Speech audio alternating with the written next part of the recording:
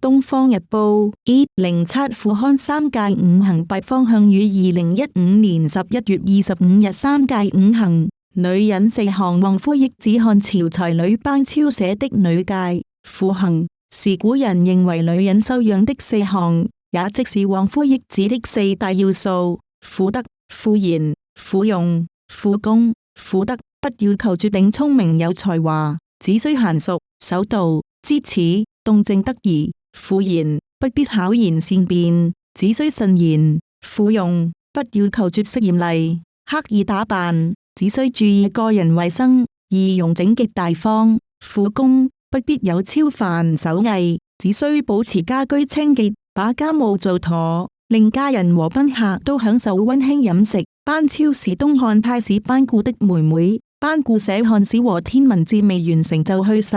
當時班超已守寡在家，漢和帝也不理什麼女子無才便是德，也不管寡婦門前是非多，把班超召入宮中擔任皇后妃嬪的老師，並指令他完成班固麾下的工作。後來鄧太后臨朝聽政，有事必找班超商議，封為關內侯，職銜為齊相，享有丞相級待遇。世人都尊他稱為大家。如果由男人立規矩強迫女人遵從，很可能會被認為是壓迫、歧視婦女。但由德才兼備的班超來做，相信全國婦女都口服心服，對不對？而且班超只是作建議，對象包括全人類，上至皇后下至村婦民女，但並沒強制執行。方向欲把1900多年前的四項合併為容、賢、行三個範疇，作為締造和諧夫妻和幸福家庭的參考，